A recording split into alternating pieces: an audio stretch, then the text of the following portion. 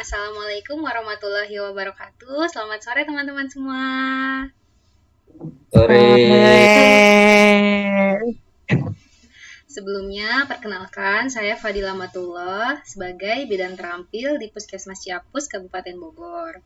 Pada kesempatan kali ini, kita akan membahas terkait Smart ASN dan Good Governance dengan kaitannya dalam sistem pemerintahan berbasis elektronik, yang sangat penting bagi kita semua untuk memahami sistem ini sebagai generasi masa depan ASN di Indonesia tentunya. Pada kesempatan kali ini saya hadir bersama 4 orang rekan saya. Yang pertama silakan dari Teh Rida. Teh, bagaimana Teh kabarnya Teh? Halo Teh Dila, Alhamdulillah sehat Teh Dila. Perkenalkan, saya Rida Nurmalia sebagai perawat terampil dari RSUD Ciawi, Kabupaten Bogor. Mungkin selanjutnya ada yang mau memperkenalkan diri dari Akang Teteh. Boleh nih, Teh yang cantik satu dulu nih, Teh Tria. Apa kabar Teh? Baik. Assalamualaikum warahmatullahi wabarakatuh. Perkenalkan, nama saya Tia Mariani. Jabatannya perawat tampil di RSUD Cibinong. Selanjutnya mungkin dari Kang Marfil kali ya. Boleh Kang memperkenalkan diri Kang? Ya, baik. Jadilah. Assalamualaikum teman-teman.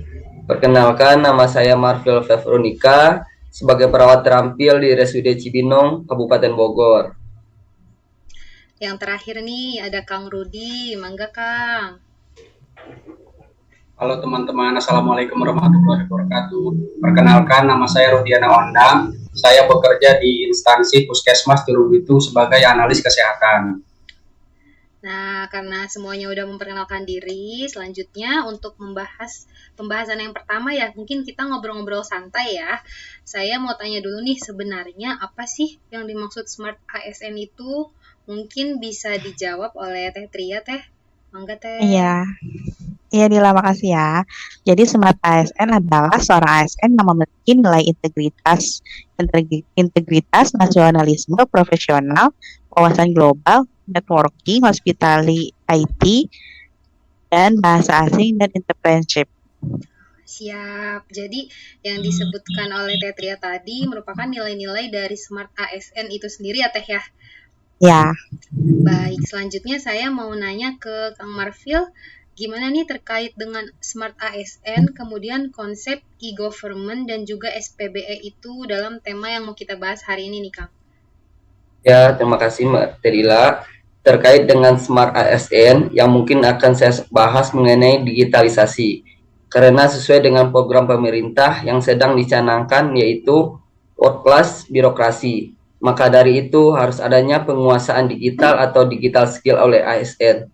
Sehingga dapat menciptakan digital kultur atau pembiasaan menggunakan digital yang kemudian harus ada tata kelola etika dalam bermedia digital sehingga ada digital etnik, dan juga digitalisasi ini harus ada perlindungan data pribadi atau rahasia yang harus diamankan dengan baik sehingga ada keamanan digital atau digital safety. Oleh karena itu ASN itu harus smart dalam menerapkan literasi digital. Bagaimana, ada yang mau menambahkan? Mungkin Teh Rida boleh Teh? Baik Teh Dila, e-government itu adalah suatu upaya untuk mengembangkan penyelenggaraan pemerintah yang berbasis elektronik, suatu penataan sistem manajemen dan proses kerja di lingkungan pemerintahan dengan mengoptimalkan pemanfaatan teknologi informasi dan komunikasi.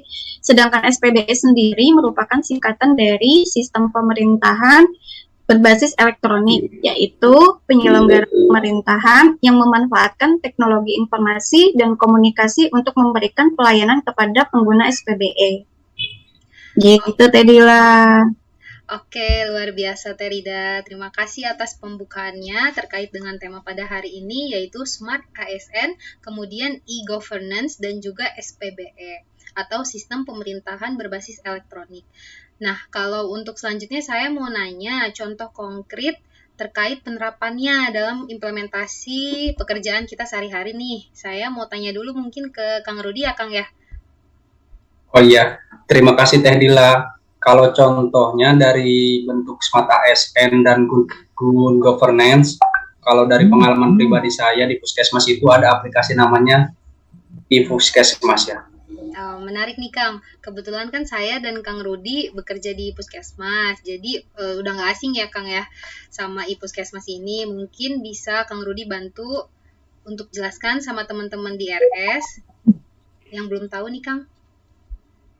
Oh, iPuskesmas itu merupakan sistem informasi manajemen puskesmas yang berbasis website dan mobile, yang kemudian membantu pelayanan dan manajemen puskesmas sebagai lembaga pelayanan kesehatan tingkat pertama di masyarakat. Nah, untuk pengaplikasiannya sendiri gimana sih Kang itu? Di dalam aplikasi tersebut berisi dari mulai tahap pendaftaran, anamnesa, diagnosa, resep laboratorium, sampai dengan pulang saling terintegrasi, sehingga memudahkan pendokumentasiannya. Wah, keren ya. Lalu untuk yang di rumah sakit boleh sharing apakah ada juga aplikasi digital berbasis layanan? Iya tadi lah untuk DRS aku ada juga nih aplikasi digital berbasis layanan dengan menggunakan SIM RS. SIM RS itu apa ya, Teh? Kebetulan waktu dulu saya bekerja di rumah sakit itu belum ada aplikasi SIM RS ya. Jadi gini Kang, aplikasi SIM RS ini kurang lebih sistemnya sama kayak Puskesmas. Bedanya hanya sistem pengelolaannya. Untuk sistem RS itu dikelola oleh internal rumah sakit sendiri. Izin menambahkan, Tria.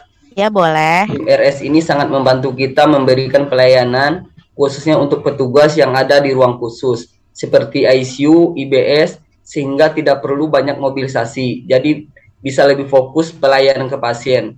Itu tambahannya Kang Rudi. Kalau di rumah sakit tempat saya bekerja, untuk sistemnya sama dengan SIM RS, hanya beda namanya saja. Kalau di tempat kami itu namanya Mirsa. Nah, Fedila bagaimana kalau di Puskesmas hanya Puskesmas saja? Oh, kalau aplikasi digital sendiri kan sebenarnya selain iPuskesmas ada juga yang lain ya Teh ya. Khususnya saya di pelayanan kebidanan yaitu ada iCohort Teh. Apa itu Teh? Aplikasi EcoHeart? Aplikasi iCohort adalah aplikasi berbasis elektronik yang memudahkan tenaga kesehatan dalam pendataan ibu hamil, bayi, dan balita. Selain itu, aplikasi iCohort KIA juga bisa memantau ANC, persalinan, dan PNC sesuai wilayah kerja masing-masing. Jadi mudah buat nakes dalam pencatatan dan monitoring kesehatan ibu dan anak, serta meminimalisir kematian ibu dan bayi yang masih tinggi di Indonesia angkanya Teh. Wah, menarik banget ya Teh ya.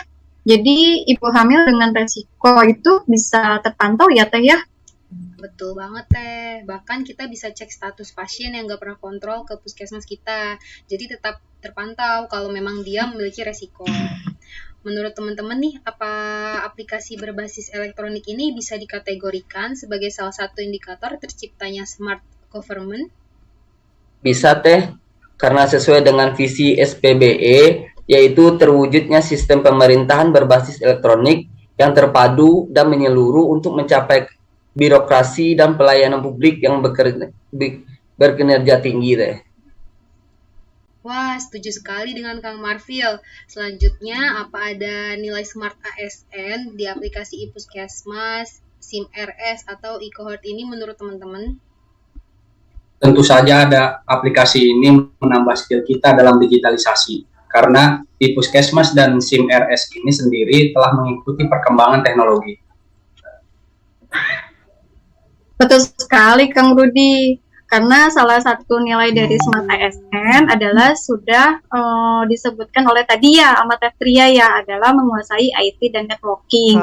Karena di aplikasi ini juga secara tidak langsung kita sudah memperluaskan networking karena sistem ini adalah saling terintegritasnya dengan unit pelayanan yang lain. Tepat sekali Teh. Lalu selanjutnya dari teknologi ini sendiri, apa ada kendala yang dialami? Kalau kendala pasti ada, karena iPuskesmas ini adalah aplikasi baru dan masih tahap penyesuaian. Jadi kendalanya seperti aplikasi yang terkadang error, dan sumber daya manusia yang belum sepenuhnya menguasai aplikasi ini, yang akhirnya mempengaruhi pelayanan menjadi kurang efisien. Sedikit menambahkan Teh Dila, karena ini merupakan peralihan dari non-digital ke digital, jadi persiapan sarana prasarana belum seluruhnya siap, mulai dari device hingga jaringan. Kalau yang lain bagaimana? Sama Kang, apalagi kalau dipakai barengan, sering kali error. Kurang lebihnya sama ya Teh ya, berarti ya. Iya, betul. Apakah ada masukan nih Teh dan harapan untuk kedepannya? Iya, Tedila, harapannya agar aplikasi digital ini semakin baik, lalu semakin terpenuhinya sarana dan prasarana agar kedepannya tidak ada kendala dan dilakukan maintenance sistem. Baik, jadi pada intinya tetap ya, tujuannya adalah kepada pembangunan Smart KSN itu sendiri. Digital Betul. karakter menjadi salah satu aspek penting dalam digitalisasi yang saat ini tentu bertujuan untuk memudahkan birokrasi. Terakhir saya mau minta pendapat nih tentang diskusi kali ini. Siapa? Boleh mungkin Teh Tria? Ya, makasih. Baik, terima kasih atas kesempatannya, Tedila. Jadi, menurut saya, memang untuk menciptakan suatu tata kelola yang baik atau good governance, maka dibutuhkanlah sumber daya manusia. Salah satunya adalah ASN ini harus smart dalam bidang terutama yang kita bahas tentang digitalisasi. Di mana digitalisasi ini sangat memudahkan kita dalam melakukan aktivitas. Kemudian bagi saya sendiri sebagai tenaga medis sangat memudahkan saya dalam memberikan pelayanan. Meskipun demikian, nilai-nilai yang lain juga tidak boleh kita lupakan dari Smart ASN itu, seperti adanya rasa nasionalisme atau cinta tanah air. Kemudian, profesionalisme dalam bekerja, integritas, kemudian berwawasan global, networking, hospitality, karena nilai-nilai ini akan menjadi dasar juga bagi kita dalam berkembang di bidang digitalisasi. Contohnya aja ada poin berwawasan global. Untuk kita memperbanyak wawasan global kita pasti menggunakan IT. Seperti mencari jurnal terbaru sesuai profesi. Nah, jadi digitalisasi ini sebenarnya ini seperti tonggak utama dalam pencerminan poin-poin lain dari Smart ASN itu sendiri. Mungkin dari saya seperti itu, Tedila. Terima kasih. Oke, teman-teman terima kasih atas diskusinya hari ini. Semoga kita semua bisa menjadi ASN yang senantiasa mengikuti perkembangan zaman dalam era digitalisasi ini guna mewujudkan Smart ASN dalam pemerintahan yang berkualitas atau good governance. Sampai ketemu lagi di pembahasan yang tak kalah menarik lainnya. Saya akhiri, kurang lebihnya mohon maaf. Wassalamualaikum warahmatullahi wabarakatuh. Waalaikumsalam warahmatullahi wabarakatuh.